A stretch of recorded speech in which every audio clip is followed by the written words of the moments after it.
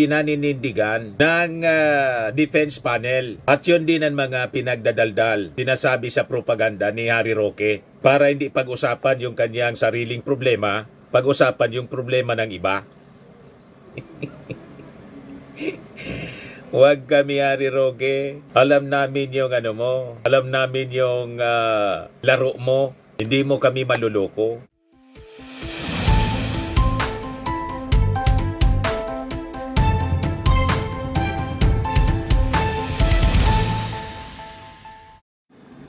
Hello po mga kababayan, mga manoy, mga manay, mga tugang, si Dante Maravillas. Maravillas po, Bicolano vlogger, broadcast journalist from Albay. Pag-usapan natin si Harry Roque kasi dumaldal na naman po si Harry Roque. Ako tingin ko, itong si Harry Roque, kating-kati talaga po na magsalita. Gusto niya dumaldal siya ng dumaldal.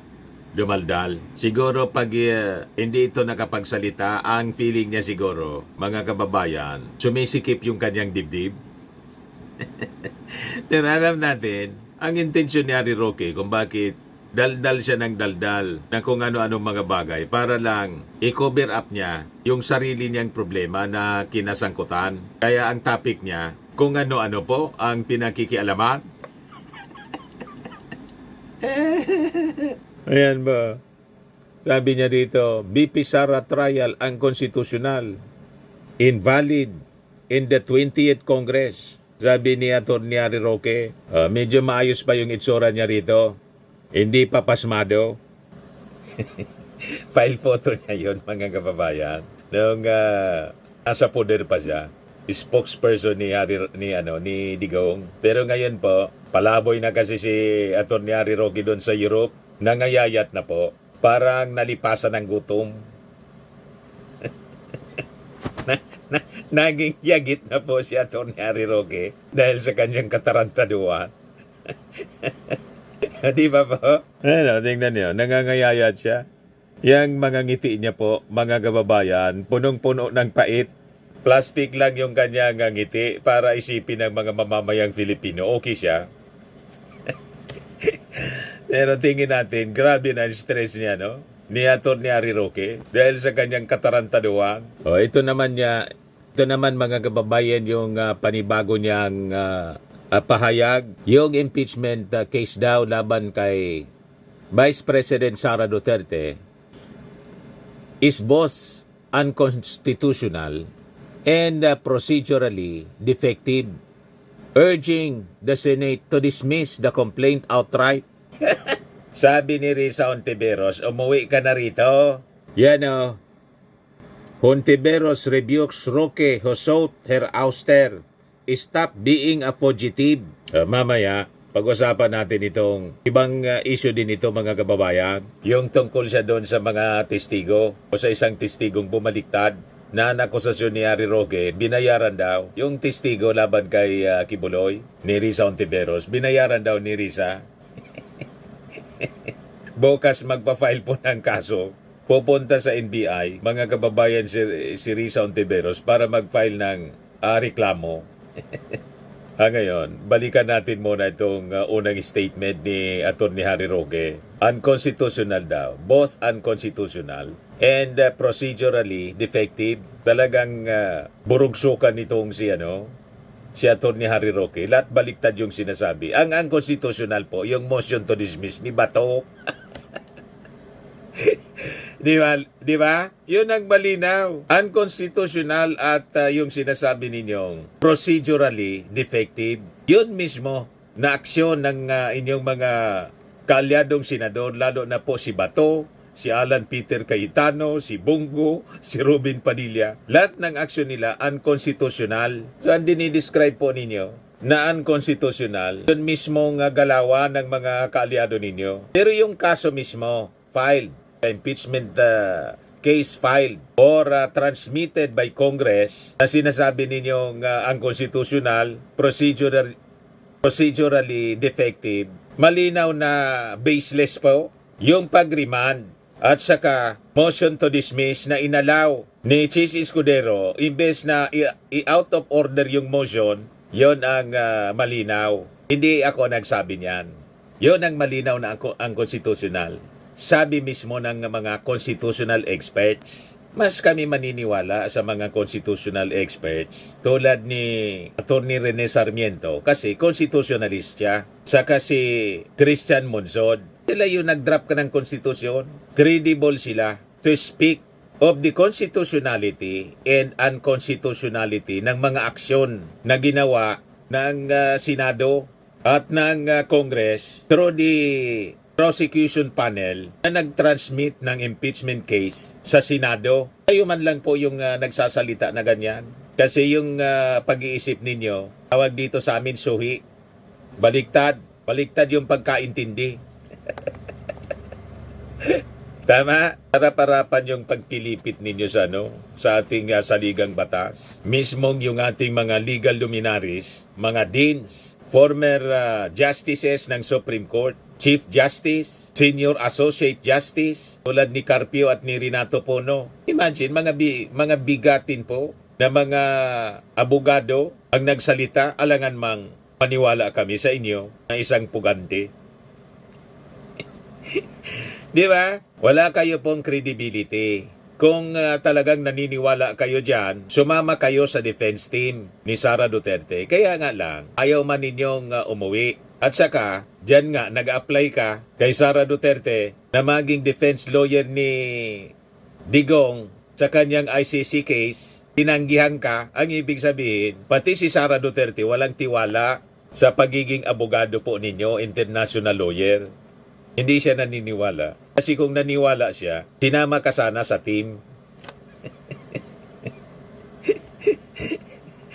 Di ba? Ang ginawa ni Sara Duterte, si Kaufman, gawin kang parte ng defense team. Talagang tinanggihan ni Sara. Sabi ni Sara sa'yo, ayusin mo daw muna yung buhay mo. Yung asylum application mo, na ang sabi ng DOJ, ang nakarating sa kanilang impormasyon, denied. Wala ka pong credibility to speak on this. Lagi po kayong nakikisawsaw. Maniwala kami kung umuwi ka rito at sumama ka sa defense team ni Sara Duterte. Pag tinanggap ka, lang malabo nga, dyan nga sa dahig, ayaw kang kunin ni Sara, dito pa sa Pilipinas. Di ba?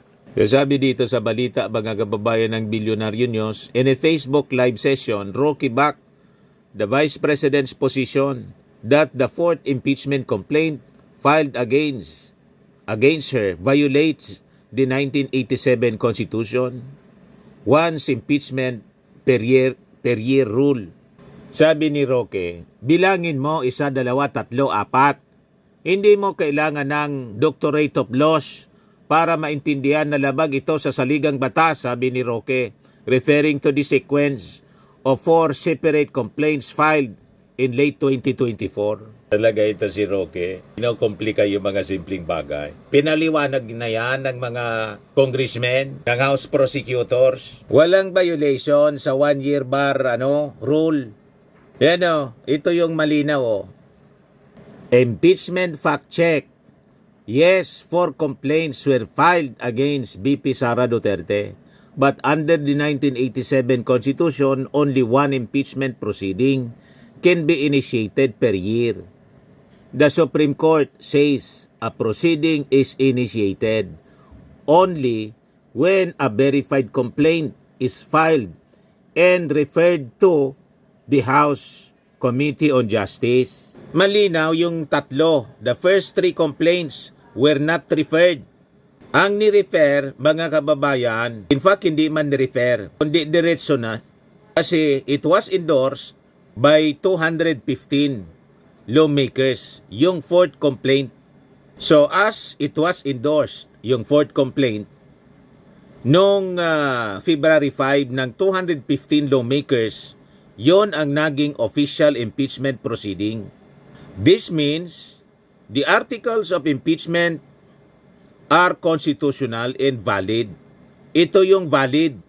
Ito kasi, di man po ni-refer.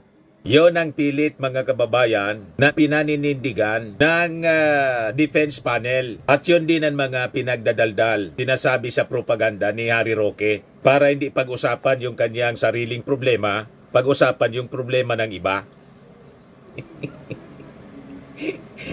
Huwag kami, Harry Roque. Alam namin yung ano mo, alam namin yung laro mo. Hindi mo kami maluloko. O ito si Harry Roque sa kanyang mga argumentong walang kakwenta-kwenta. Pero pakinggan natin para mapag-usapan natin. 5 million. Ito po ay hiningi ni Inday Sara para sa taong 2023 at Ay, iba man pala yun. Mali yung nire-replay natin. So sabi dito, beyond the constitutional issue, Roque also questioned the validity of allowing the Senate to try an impeachment complaint transmitted by now defunct 19th Congress, emphasizing the Senate rules consider all unfinished business terminated once a new Congress begins. Hindi niya ito Amerika, sa Pilipinas. Kailangan ng bagong quorum para makapagdesisyon ang Senado. Tingin ko mga kababayan, si Atty. Harry Roque ang advisor ni Bato ng mag-motion to dismiss. Kaya nalagay sa kahihiyan sa buong mundo ang Senado na nagmukhang defense lawyer na po ni Sara imbes na umaktong senator judge. Huwag kayong magpapa-advise dito kay Atty. Harry Roque. Pag nagpa-advise kayo kay Atty. Roque, mapapahama kayo. Kasi tingnan nyo, yung kanyang ang sarili, hindi niya ma-advisean. Nagkandalitsi-litsi yung kanyang buhay. Mga kababayan, pumasok kasi, abogado siya. Pero pumasok sa kung ano-anong katarantaduan. Ayun, may kasong walang bail, non-bailable, qualified human trafficking. At ngayon, isa siyang pugante. Paano mo papaniwalaan ang mga sinasabi ng isang abogado na pugante? O, di ba? Yan sabi dito ni Roque. Roque warned that proceeding with a case born out of expired congressional authority and constitutional violations could amount to grave abuse of discretion. If this is not a clear violation of process, what is? May lakas ka pa ng loob na magsabing violation ng process. Ang violation ng process, yung pagtakas mo. Binibigyan ka na nga ng due process. Pagkakataon na ipaliwanag yung mga kinasangkutan mong problema, tumakas ka. Yun ang clear violation of process. Due process na binibigay nga sa'yo. Ayan, tuloy, puganti ka ngayon. May mga violation of process ka pang nalalaman.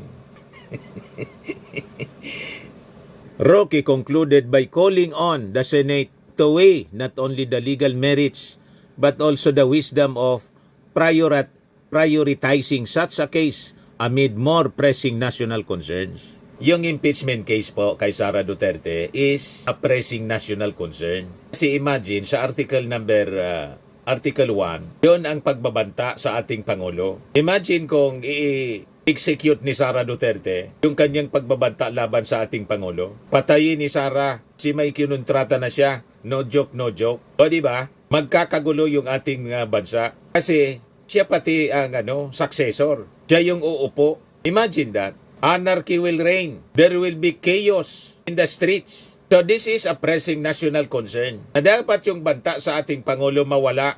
Ano pa ang pinaka-importanting issue? Yung paggastos niya ng confidential funds. Na sana nagamit yon sa tama. Pero ang nagkinabang po, mga chichirya, mga kaluluwa, ghost beneficiaries po, chinek sa Philippine Statistics Authority, non-existent.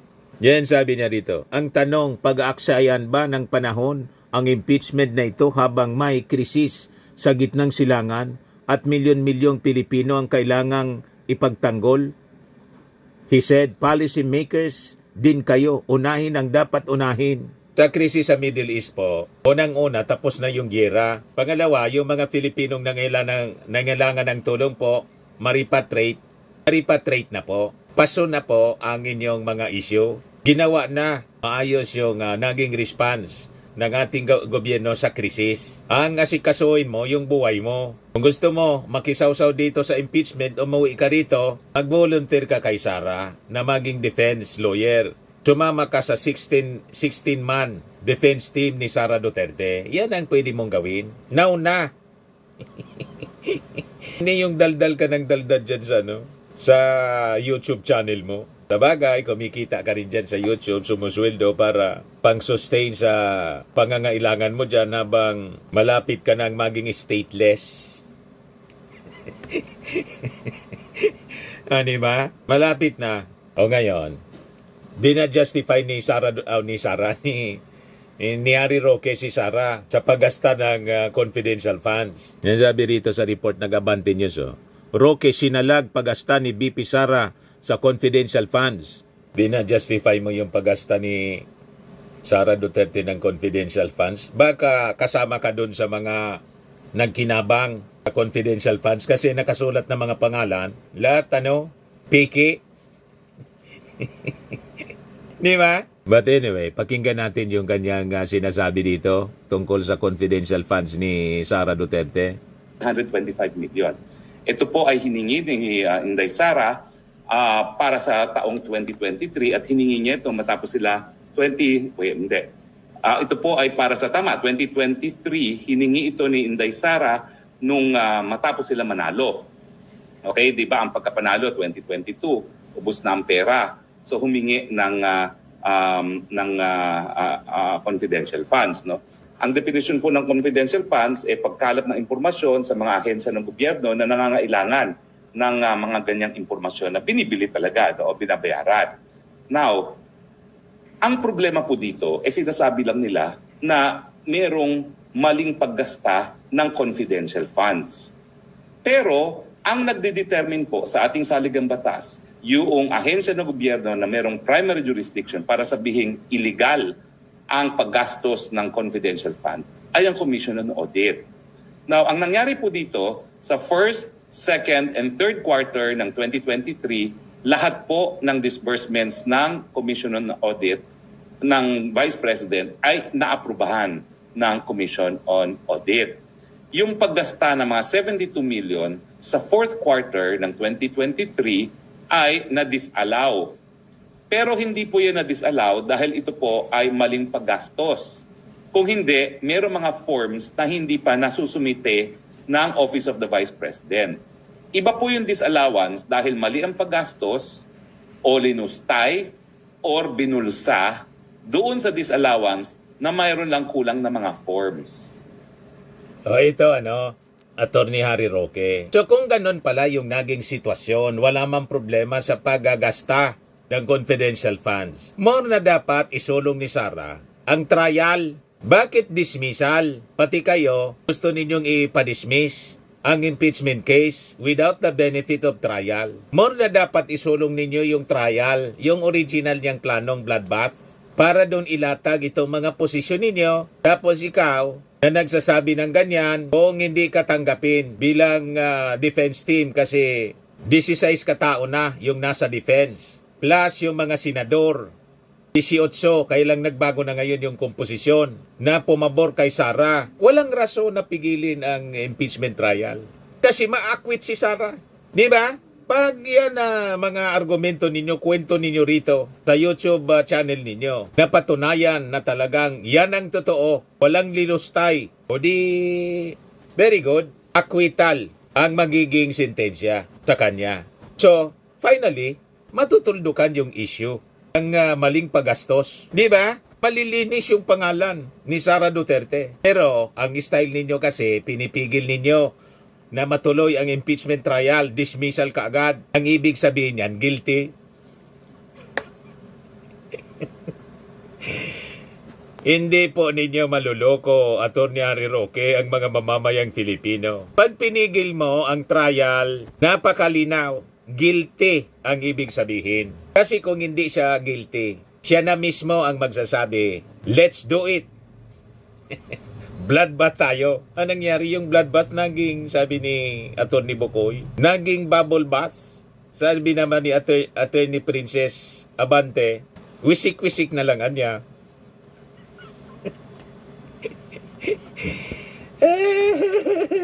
Hindi po pwede na ang defense ninyo through social media. Tapos pa-interview ni Sara Duterte na wala siyang kasalanan.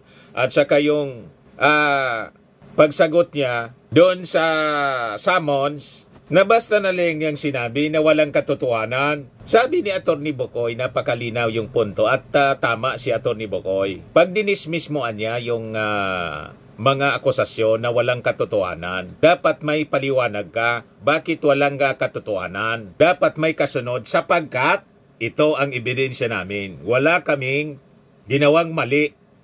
So dapat talaga matuloy ang trial. Pero habang pinipigil ninyo na matuloy ang trial, ang ibig sabihin niyan, guilty. Parang ikaw, hanggat hindi ka umuwi dito, harapin yung kaso, napakalinaw. Flight is an indication of guilt. Dito sa kaso ni Sara, dismissal is an indication of guilt. Dismissal without hearing the case, without trial, is an indication of guilt. Huwag kami, Atty. Roque. We were not born yesterday para madala mo sa ganyang mga pananalita. Harapin mo yung kaso mo. Imbes na pakisaw-saw ka dito sa kaso ng iba, harapin mo yung kaso mo. I-call mo yung challenge ni ni Risa Ontiveros at tinawag mong Risa Ontivirus. Ayan, depressed na si Atty. Roque kasi pinoproblema niya yung hindi niya problema. yung problema niya hindi niya inaharap, inaasikaso. Kaya lang naman po na disallow yang third quarter na 72 million na intelligence funds ay dahil may mga kulang na mga forms na dapat isumite ng Office of the Vice President. O di isumite niya sa impeachment trial mismo. Isumite niya sa impeachment court. O di ba? Para maabsuelto si Sara Duterte. Anong problema niya? Pero dapat tuloy ang trial. Talaga itong abogadong ito. Pangalawa, nawala sa katinoan. hindi pa po pinal yung disallowance na yan. Alam niyo po kasi sa COA, kapag merong disallowance, po pwede ka namang umapila doon sa Board of Commissioners ng COA mismo. At hindi pa po nare-resolba kung tama ba yung naging finding na Commission on Audit na merong mga forms na dapat bang isumite. Yan mismo ang i-present ninyo. Yan pinagsasabi mo para ma-submit siya on official official records during the impeachment trial hearing. Dito uubra dito sa social media. Hindi pa po yan nare-resolba, yung apila na yan. So paano ngayon magdedesisyon ang Senado kung tama ba o mali yung paggastos sa fourth quarter ng intelligence funds ni VP Sara? Bakit mo kasi pinoproblema yung pating desisyon ng mga senador? Unang-una, yung mga senador, marami kakampi si Sara. Kakampi ni Sara. Anong problema ang hindi ituloy? Gusto ninyong ipadismiss? Marami nga kayong kakampi sa Senado. Kung kayo, marami sa Senadong kakampi, dihado yung defense. Dihado yung prosecution panel. Dihado. Kasi maraming kakampi. Bakit confident yung prosecution panel na makonvict si Sara basta't matuloy yung trial kaysa sa defense ninyo?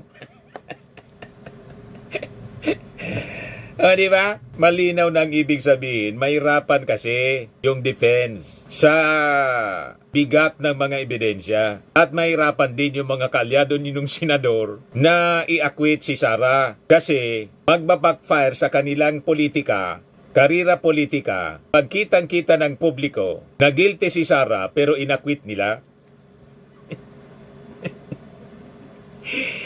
Yan, Nari Roque ang malinaw. Kaya takot na takot kayo. Takot na takot si Sara. Biglang kambyo sa kanyang bloodbath na challenge. Uulitin ko po ha, in fact hindi na issue kung tama o mali yung paggastos. Kaya lang siya na-disallow dahil kulang daw yung forms. So kung madi-disallow, kung mapapatuloy nga yung disallowance dahil kulang ang form, ang gagawin lang ni VP Sara ay magsusumite ng mga karagdagang form na hinihingi ng Commission on Audit, di ba? Yun naman pala. O ano pang problema? During the trial, di-submit niya. O ito na po, na-comply na namin. Ano pa? Di tapos ang kwento. Ang desisyon ng Senate Impeachment Court pagboto acquittal. O di ayos, solve. Dahil wala namang finding na linustay ang pera o mali o di naman kaya magarbo ang paggastos ng mga confidential funds na yan. Ngayon, siyempre, Doon ba lang sa sinabi ninyong hindi magarbo? Imagine na lang yung isang nirintahan na safe house. Lumabas doon sa investigasyon ng Kongreso. 250,000. Isang safe house, 250,000 isang gabi. Hindi magarbo? Anong klaseng safe house yan? Palasyo na ba yan ng hari ng United Kingdom? May isang kwarto doon na rinintahan na ganyan para maging safe house, ganyan kamahal. Tapos sasabihin mo, hindi magarbo. Pinalalaki nila yung issue ng mga piatos, use of pseudonyms. Now, hindi po inaamin ni Bibi Sara na yung mga sinasabi nilang piatos, yan yung mga ginagamit na pangalan.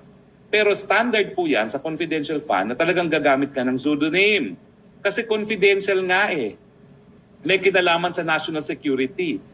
May mga banta sa mga buhay na mga nagbibigay ng impormasyon sa gobyerno kung sila ay pangangalanan. Malinaw na palusot. Kung gano'n ang paniwala ninyo, more na dapat idaan sa trial. Kasi itong mga sinasabing pseudonyms, kahit na pseudonyms, dapat back up pa rin ng totoong pangalan. Doon kasi mabubuking eh. Malinaw na yung kwarta, hindi man napunta sa piatos, kundi sa bulsa.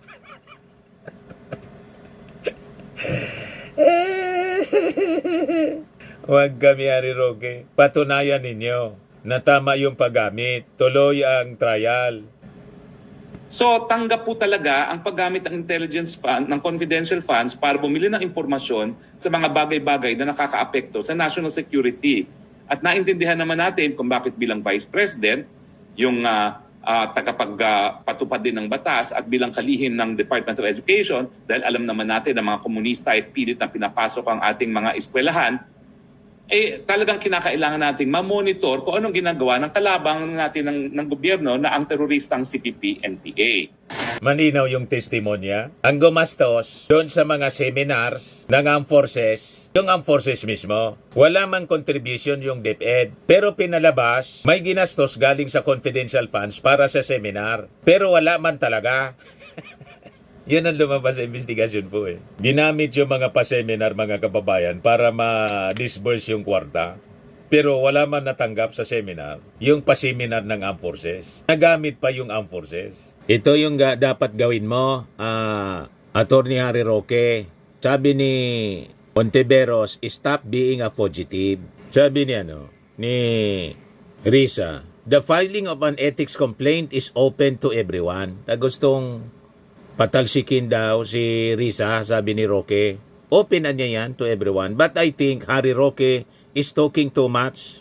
What I'm gonna tell him is to come here first, face the Senate, and then I'll be willing to face him anywhere. But for now, I'll advise him to stop being a fugitive. Correct.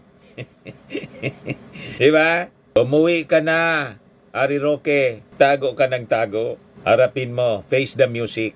Yung kasi mong qualified human trafficking, yun dapat ang focus. Hindi yung kung ano-anong pinakikialaman mo. May sarili kang problema na kinakaarap, nakikialam ka sa problema ng iba. Hindi ka nga kailangan nila eh. Kasi kung kailangan ka ni Sara, kinuha ka na sana ng abogado ni Digong. Hindi ka man kinuha eh. Ibig sabihin, wala siyang tiwala sa'yo.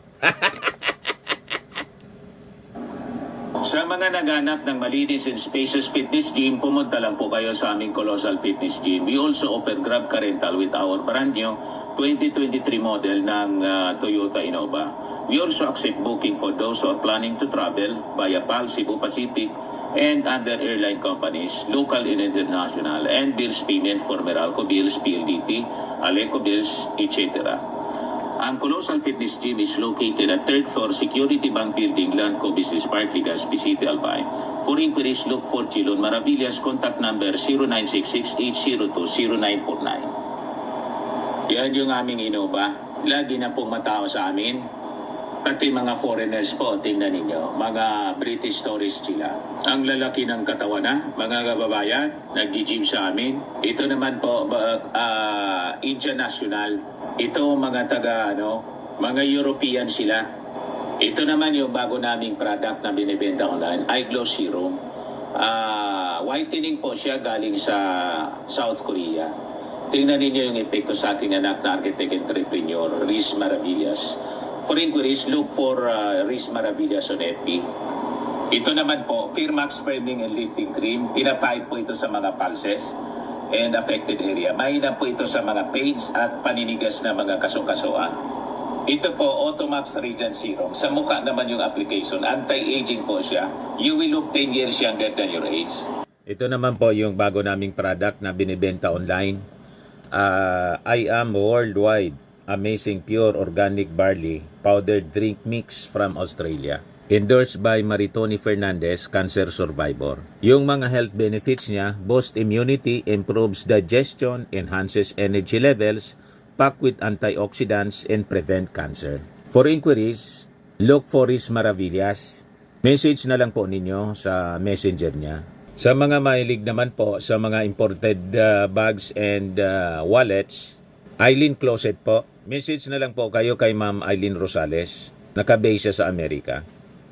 Yan po mga kababayan. Ayan. Ito naman po yung bago naming product na binibenta online. iGlow Serum, whitening po siya. Tingnan ninyo yung epekto sa aking anak na architect before and now. Yung mga inquiries po ninyo, dumiretso na lang kayo sa kanyang Facebook account, Riz Maravillas.